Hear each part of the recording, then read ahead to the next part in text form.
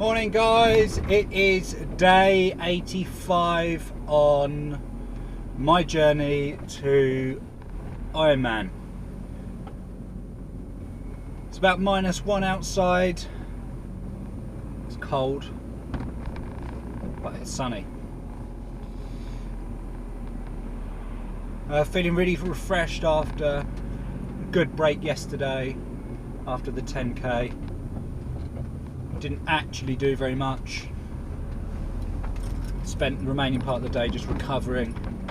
Had a good sleep. Caught up on some sleep last night. Had a relatively early night. Didn't wake up till about 7:30 this morning. So all is good. Just on my way now to do a 1700 metre swim. I've got a spin class this evening, or a spin session, which is 50 minutes on the bike, and then yoga. So I'm going to keep my nutrition today relatively light, so predominantly salads, a couple of potatoes and some eggs. See what else I fancy.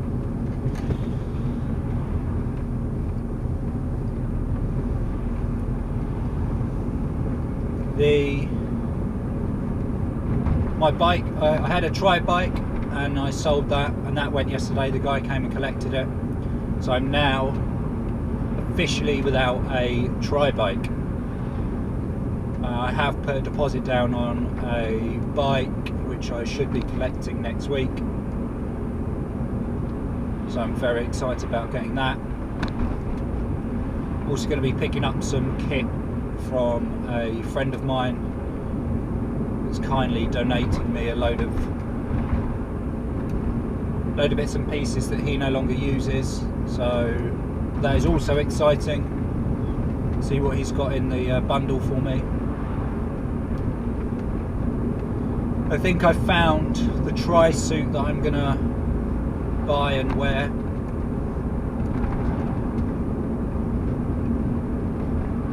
Been reading a lot of reviews online, speaking to people that I know about what I should be looking for, and it's always handy to get another person's perspective on it, because what I didn't realise is the positioning of the pads in the crutch, the chamois I think it's called, depends on your riding position. So a certain tri-suit may not be suitable according to your not only riding position but also how sore you get. Now for me, I've found that riding for anything over an hour and a half, I tend to get relatively sore. So I think the cycling bib that I'm using at the moment, which I bought a couple of because I liked it, may not be the right choice for me. So I'm just exploring that avenue at the moment. Once I've made the choice, then I'll let you know what brand and the reasons why. Also, I've been looking at helmets. And again, as with all of your kit, there are so many different views on what you should have, why, whether to go for a TT helmet, but then being aware that it may not be suitable because of the lack of ventilation on the front, but it does offer the aerodynamics. But then are you, during the race, are you going to be moving your head around? If so, then an aero helmet may not be the right choice. For me, as much as I'd like an aero helmet, I'm going to be using that time to explore and look and appreciate the island. So a couple of minutes isn't really going to make all that much difference.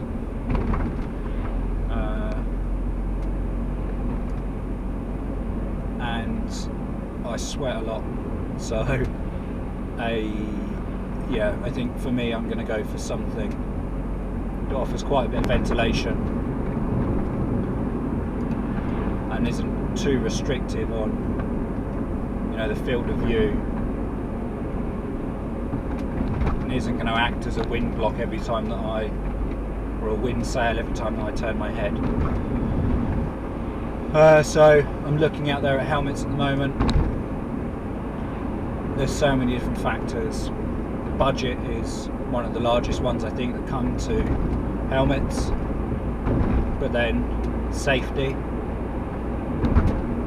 you know, ultimately it is something that can save your life, so you don't want to scrimp an extra 20-30 pounds, go for a cheaper option that may not be or have the safety rating that something a little bit more expensive can have.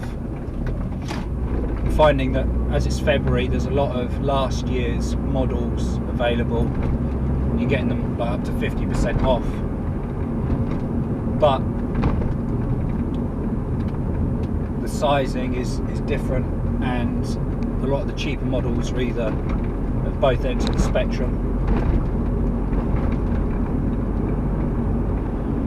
So yeah, so going through that as well at the moment, looking, exploring, seeing what's available, and I think roughly I know what I want.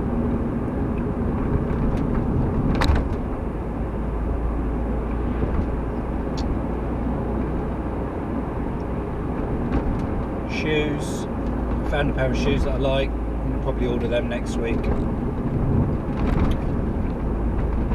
I know someone that's got them and I've tried them on, so they're pretty comfortable. I've got an entry-level pair of tri shoes at the moment, or they're not really an entry-level, but I think they're more suited to the sprint events as opposed to a long course.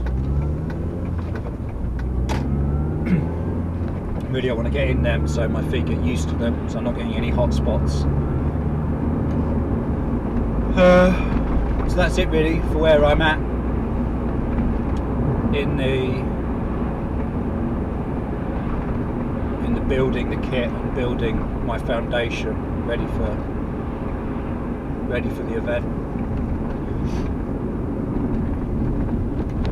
One thing that I wanted to talk about was highlighted yesterday is disappointment, predominantly disappointment in others. It was a word that I heard someone using yesterday,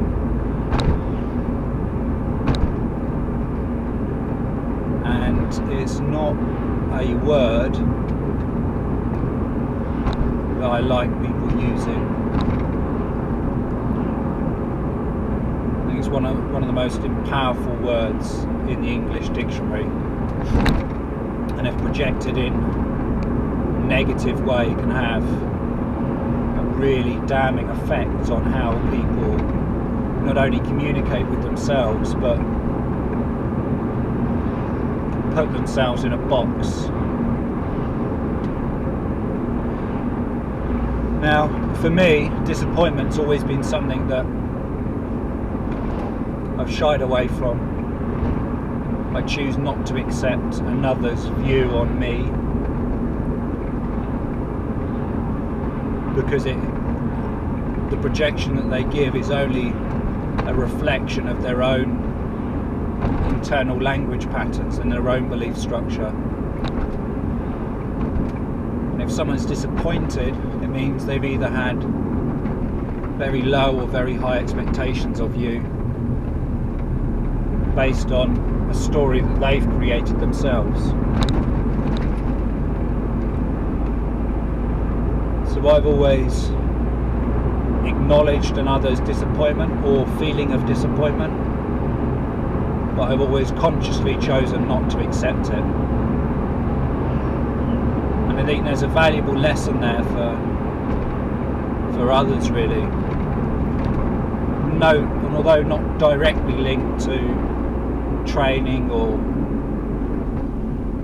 fitness or exercise or any kind of industry related, for me, you can only be truly disappointed at something externally based on a representational system that you've created here and here and for the world outside. And then if you're prepared to use that word, you need to or have some reflection time for yourself and think about why you're using those words and what reaction or behaviour you're expecting as a result. Because to that person that was disappointed with X yesterday,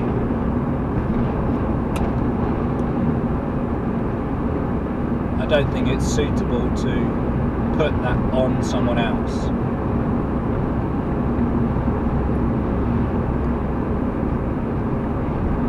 You know, maybe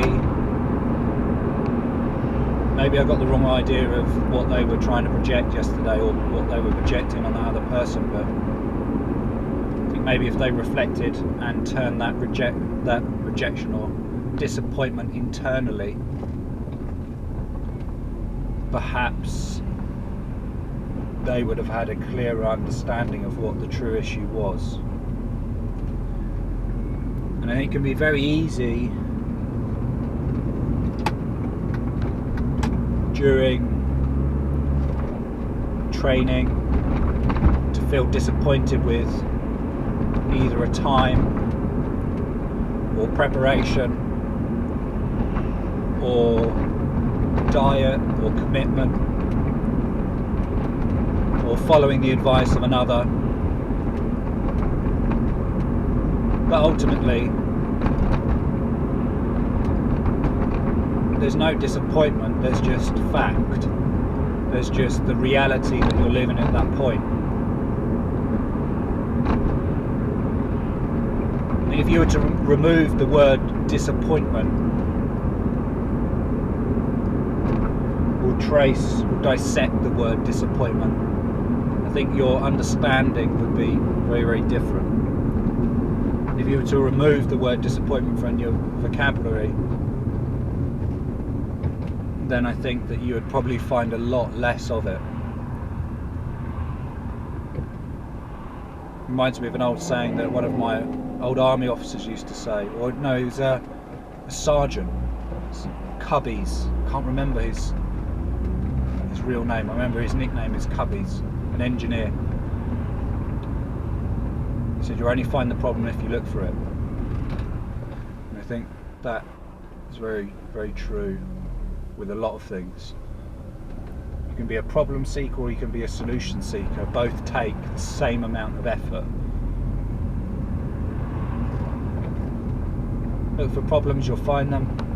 Look for solutions, you'll find them. And it's just a different it's just a shift in the language that you use, which spurs so many different thoughts as a result.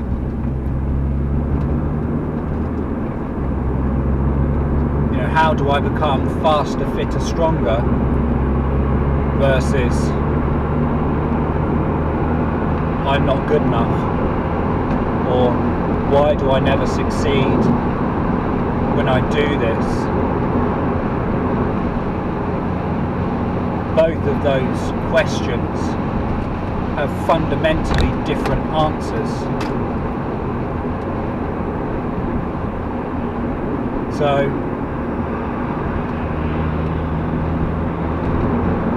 thing.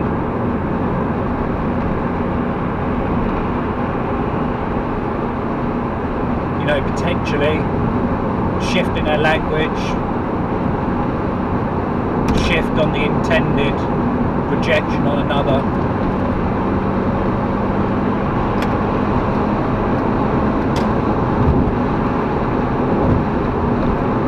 Can have a dramatic effect on your training, on your life, how you feel about the outside world and what you see as well.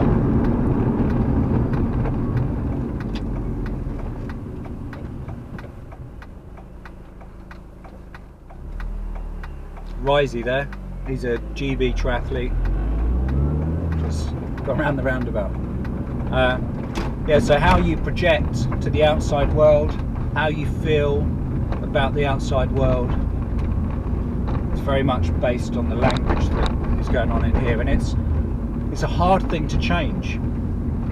It's really hard, but like exercise, the more you practice, the easier it becomes, the faster you're able to make some of those decisions about what needs to be done, what actions need to be applied.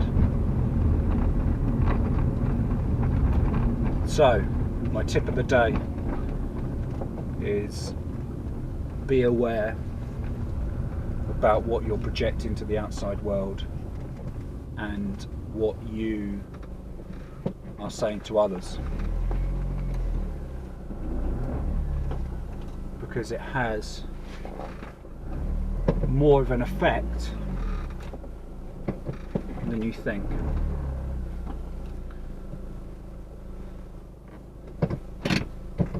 Uh, 1700 meter swim. Thanks for tuning in. I'll see you in a bit.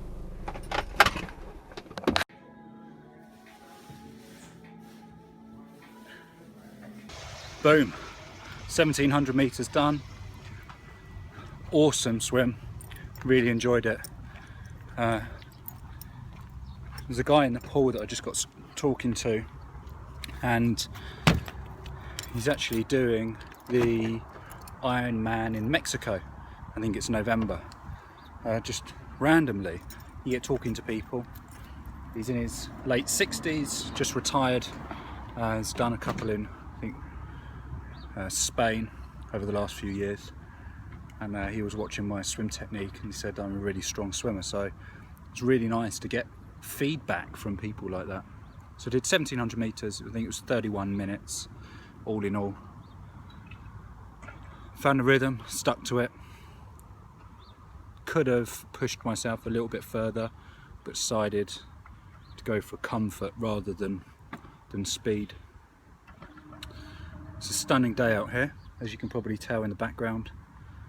So I'm just off home now to go and grab some food, and then out for lunch with a friend of mine in a bit. So I'll catch up with you a bit later.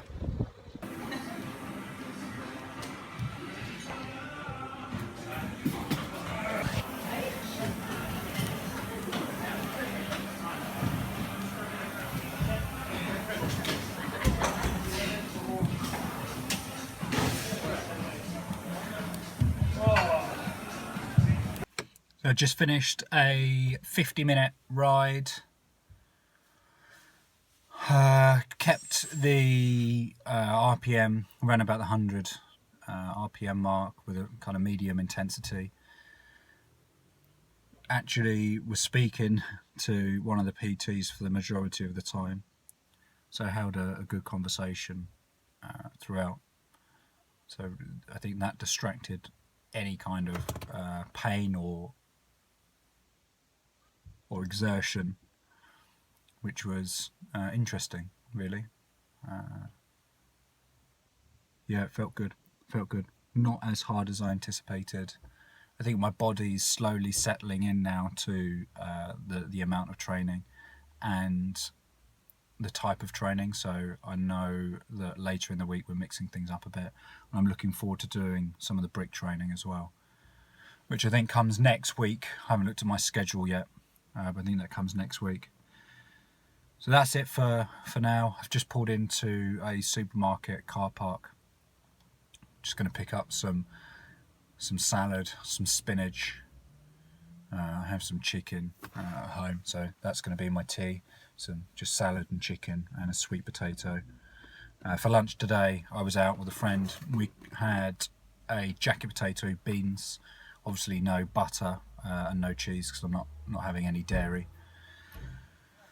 Overall, feeling good, feeling very comfortable. I think I can see the small progressions now in how I'm feeling and my body's recovery rate. I was watching a video earlier on YouTube about VO2 max testing and the recovery rates, which was relatively interesting. So I might see if there's anywhere close to me where I can test my VO2 VO2 max. So I might ping out a couple of emails in the next couple of days, see if anyone replies, or if there's a facility near here or a university that can offer that, because that would be really interesting to see what that is, something to go off and see what happens there. Also, I was learning about lactic thresholds. If you haven't already, that's an area worth looking into. Again, recovery rate. The guy was talking about 1-to-1, so or 2-to-1. For every 2 times your exertion, I think you want to recover in 1. That was my understanding. Again, I didn't really indulge too much into it. I'm going to go into it a little bit more later in the week. Tomorrow I've got a run. That's it probably for today. I'm looking forward to getting into bed. So that's it. Peace out. I'll see you tomorrow.